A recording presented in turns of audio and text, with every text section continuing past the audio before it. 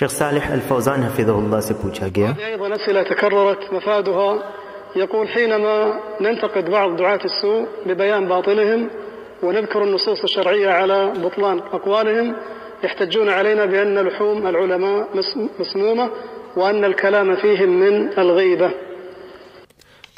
شیخ سے پوچھا گیا کہ جب ہم بعض گمراہ داعیوں کا حال بیان کرتے ہیں اور ان کے باطل کو بیان کرتے ہیں اور ان کے باطل کو شرعی نصوص کی روشنی میں بیان کرتے ہیں تو لوگ ہم پر اس بات سے حجت کرتے ہیں کہ علماء کے گوشت زہریلے ہوتے ہیں اور ہمارا ان کے بارے میں کلام کرنا غیبت ہے۔ بیان الحق واجب وبيان الخطأ واجب، وليس هذا من أكل لحوم العلماء، بل هذا من بيان الحق والنصيحة، ما هو من أكل لحوم العلماء. أنت ما تتكلم بأشخاصهم، أنت تتكلم بأخطائهم تبين الحق فيها. نعم.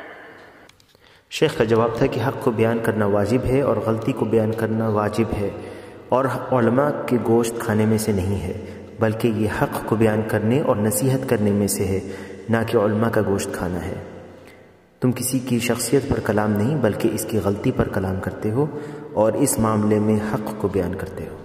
آج بہت سارے لوگ جو اپنی نسبت علم کی طرف کرتے ہیں وہ لوگوں کو یہ بتاتے رہتے ہیں کہ لوگوں کا یا جماعت کا رد کرنے سے تفرقہ پیدا ہوتا ہے، اور وہ حکمت کے نام پر اہل بدعت یا اہل اہواء یعنی خواہش پرست لوگوں کا رد کرنے کا ابطال کر دیتے ہیں۔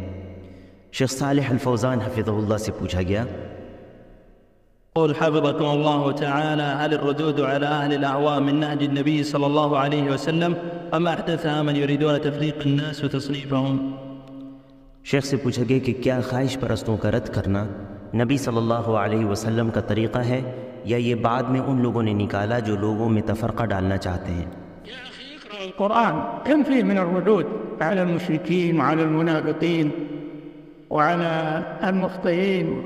القرآن نفسه الله يرد على هؤلاء في كثير من الآيات. الرسول صلى الله عليه وسلم بالأحاديث يرد، العلماء علماء السلف يردون، فلا بد من الرد على المخالف، لا بد، لأن هذا من النصيحة للإسلام والمسلمين، ولا نسكت على الأخطاء ونجامع الناس ونصارع الناس ونقول هذا يفرق الناس.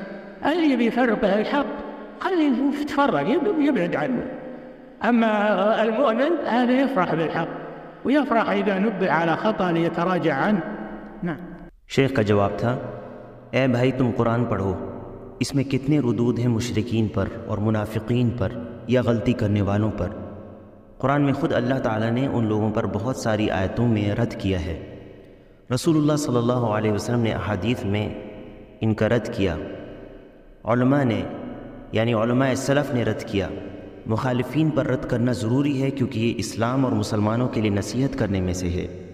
ہم غلطی پر خاموش نہیں رہتے اور لوگوں کے لیے مجاملت کے طور پر خاموش نہیں رہتے، اور یہ لوگ کہتے ہیں کہ اس سے لوگوں میں تفرقہ ہوتا ہے۔ چھوڑ دو ایسوں کو، جو حق کے لیے تفرقہ ڈال رہا ہے اسے ڈالنے دو، وہ خود اس سے دور رہے۔ رہا مومن تو وہ حق پر خوش ہوتا ہے، اور جب اسے اس کی غلطی بتائی جاتی ہے تو وہ اس پر خوش ہوتا ہے تاکہ اس سے وہ رجوع کر لے۔